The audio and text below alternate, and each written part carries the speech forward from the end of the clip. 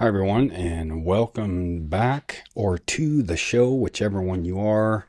I appreciate you if you take the time to give a listen to the podcast. And the last one I talked about career paths. The title is Career Paths Are Not Linear, How I Found My Calling in Higher Education. And during that podcast, I talked about the reality that I've worked in blue collar jobs and white collar jobs, and that, it doesn't have to be this or that. It can be one or the other, or you can do both, or you can do whatever is going to work for you.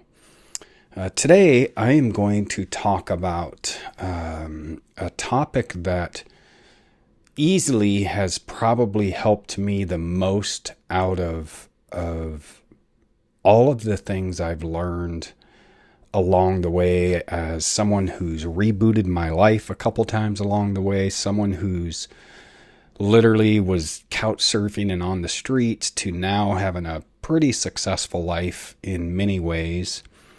Someone who has been to a lot of counseling, and this is actually where I learned the topic I'm going to talk about today, and I'm going to give my spin on it. Excuse me. And it's the term radical acceptance. And in this podcast, the title of this podcast is Radical Responsibility. Taking ownership without shame.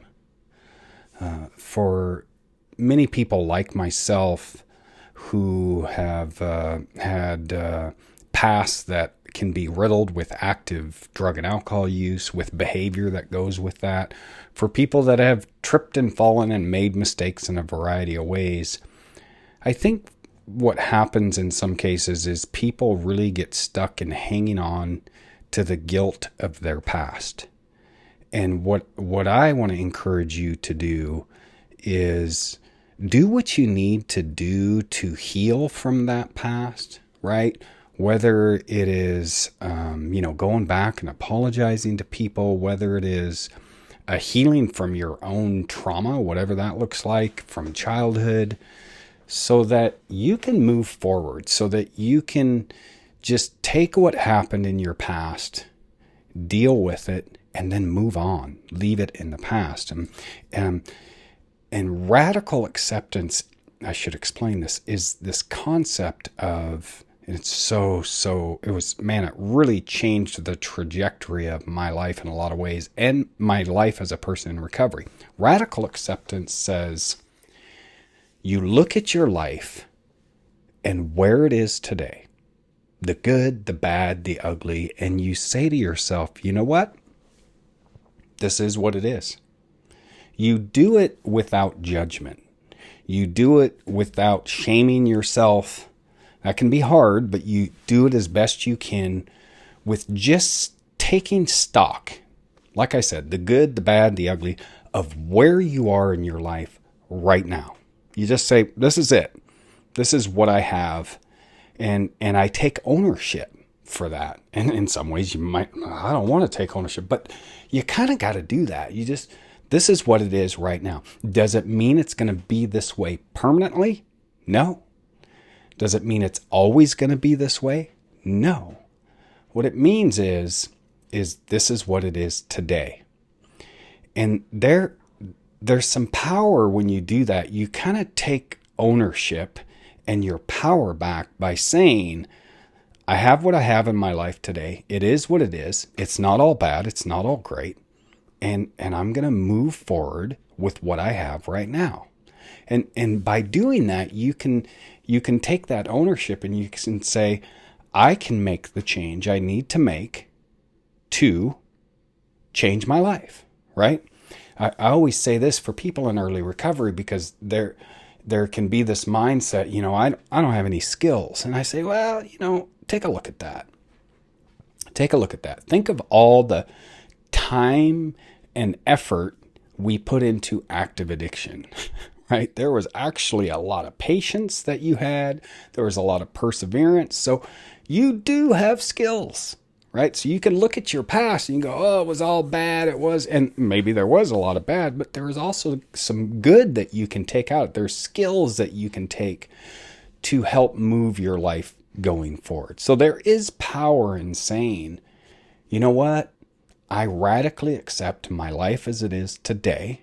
I'm going to take radical responsibility, and this is mine to change. There, you'll hear this saying in a lot of different ways by taking, and I'm going to say, because I want you to take ownership for your life. There are speakers out there that talk about, and it's not Brené Brown, it's the other one, that, she says it really well, and it sounds really raw, but it's the truth, and that is, no one's coming to save you. No one is coming to save you. You have got to reach out your hand. There's a lot of help out there. There's people waiting to help you, but you do have to kind of take that first step. And for me, this radical acceptance was a really big first step for me, because I remember it was when I was rebooting my life at 41 years old. And I felt like, I had just thrown it all away. And how was I, and the counselor I had said, well, just hold on a second. Just look at what you have, take stock, accept it as being what it is in that moment in time, and then move forward. Take ownership. And there is power through that. All of the success that I've had in my life, as far as my job opportunities, my relationships, my friendships, my relationship with my wife, with my son, and really on a continual basis in my life today, is taking ownership.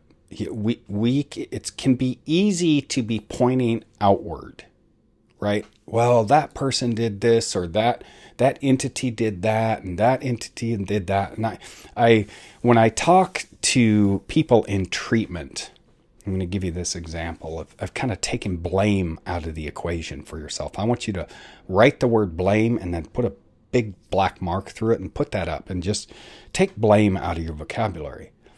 I say to them, if you're system involved, many people in early recovery are system involved, meaning they have requirements from the courts or their probation officer or family systems. They have a spouse or a parent who are saying either you do this or else, right?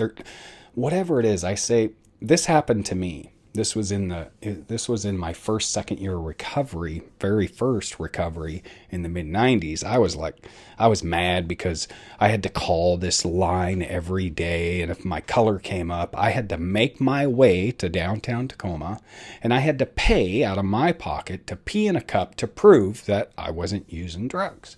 And I was like, if they want me to do it, they should, just pay for it. And I remember this guy came up to me and he says, I hear you.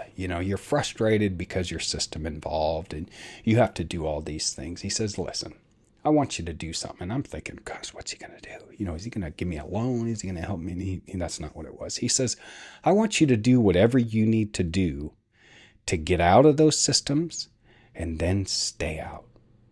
And in essence, what he was saying, and I didn't even realize it way back then, is accept what I have, radically accept where I'm at, and do what I need to do to get out of those systems, jump through the hoops, right? And then stay out. And I was like, that was an epiphany for me way back then. And then years later, when I'm in counseling and I had returned to use and I'm getting back in recovery and I had another failed marriage and my business had failed, my dog had died, all of these things. And I was like, woe is me. It can be a comfortable place to be, right? The self-pity, the woe is me, I can't catch a break. And that counselor was helpful in helping me to just accept it for what it was and gain my power back by saying, I do have a say in my life. So that's what I encourage you to do. There's massive, massive power in that self-ownership that can really help you take the steps you need to take to transform your life. And I, the kind of the victim mindset. And here's what I also say about this. Is I don't want you to be a victim your whole life. right? I'm a survivor of childhood sexual abuse and neglect and, the crazy of my childhood. If you followed my podcast, if you've read any of the things I've written about my life, it was a crazy life. And I, for a long time, blamed my mom. I stayed in that victim mindset. I am doing the things I'm doing in my relationships and with active addiction and all of the things. I remember I blamed my mom. I even blamed Lynn Gilmore, the man who sexually abused me. Well, of course I'm doing the things, look at the environment I was raised in. And I was a victim. Absolutely. Right. No child, right? They don't have a say in those scenarios. So yes, we were victims of that. But I, as an adult, had to heal from that. And one of the most powerful pieces of work I've done as a person in recovery, and this is through the help of counseling and education and people I've talked to and trusted, and they've helped guide me, is I forgave my mom. Yeah. I'll never forget. I feel that sense of release when I just say that, because I remember I wrote my mom a letter, and I actually forgave my mom through educating myself. I took a class years ago at Pierce College. This was 1997, 98. I took a class on families with substance use disorders, family systems, and that chaos. And it was through that class that I was able to look at my mom through a different lens. And I say this to this day. My mom was doing the best she knew how with what she had. So I was able to step out of that victim mindset and forgive my mom and let that go. Our relationship actually changed when I did that. Lynn Gilmore. Here's what I say. I've done the work I needed to do through counseling and education to let him go. Right? Now, some may not agree with what I'm about to say, but this is just where I am. And I'm okay with it.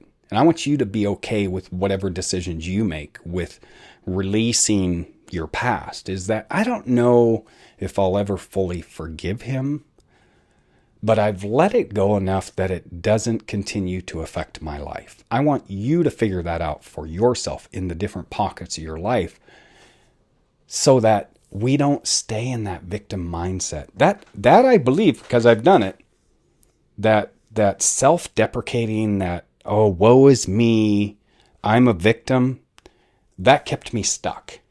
When I stepped out of that through doing the work, man, ooh, boy. Again, there was a lot of release in that, and I was able to grow in ways that I just never thought possible before.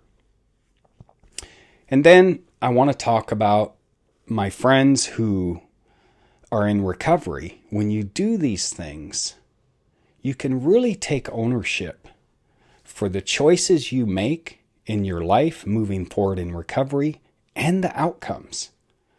Right? I say this is one of my quotes is, do the work, be consistent, expect great things.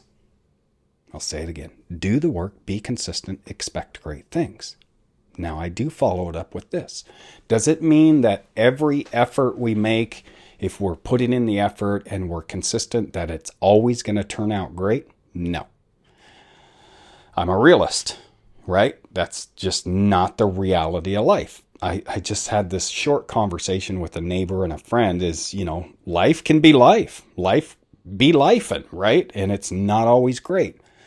But I always keep that in my mind is that if I'm putting in the work and I'm being consistent, the likelihood, if I were to put a little caveat in there, that things will be great are much better than if I'm not, right? I've lived a life where I've just kind of sat there and like, woe is me. Why can't I get a job? Even in recovery, like, why can't I have a good relationship? Why can't, oh my gosh, that self-deprecating, that loathing, right? Again, comfortable place to be because you really don't have to take a lot of risk there, do you? The risk is in owning that you do have a say. You do have control. You do have it within you to do amazing things. That's my overall goal in life. That's my mission, is to help people see that they have it within them to do amazing things. I say there's no magic with this. I say that it's, no one's going to come to your doorstep and say, hey, I'm here to help you and just change your life. Not really how it works. Certainly, I say this, I have not attained the success I have in my life, in all the areas of my life that I've enjoyed success, in isolation. It's been with the help of many. But it has been me taking those concerted efforts to do the work, to ask for help, to continue forward, to be consistent, and even when things don't turn out great, to not slip back into that real negative mindset that I used to be in, not to not be in that victim mindset, to say, okay, well, that is what it is, and either I can keep trying or maybe I need to go down a different path. And so I want you to consider those things for yourself in your life. There is a beauty in taking ownership. I say true ownership for what happens in your life on a daily basis. You can do what is called, in the title of this podcast, that thing of that radical responsibility, right? Truly taking a look at your life and assessing, what can I do on a daily basis to improve my life, to enhance my life as a person in recovery, to enhance my life as a father or a mother or a business owner or whatever it is, right? We can easily trip into those places of, well, if that person hadn't done this, or if that place hadn't done that, and certainly some of those things might be valid. Like, trust me, I'm not perfect, and I can get into those ways of, oh, well, if this would have happened, or if that would have, and here's what I'll give you. You can do that for a minute, but don't stay there too long. That's not going to help you get to where you want to go in life. That's not going to help improve your life if you stay in that victim mindset. So there is a lot of power in saying, this is mine to change. This is my life. And I'm going to close this up. One of my favorite quotes, in some words or another, it says, I was halfway through life before I realized it's a do-it-yourself thing. Yeah, that's a good one. So wherever you're at in your life, if you're halfway through life, here's your sign. You're halfway through. It is a do-it-yourself thing. Now, I always say that and say this with it. There are people out there that will support you, encourage you, and help you for sure.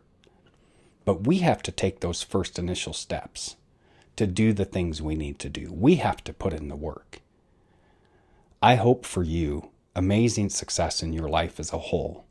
I hope you can take that radical responsibility to either improve or turn your life around. And the mission of my life for you is for you to see that you have it within you right now to do amazing things. Until next time.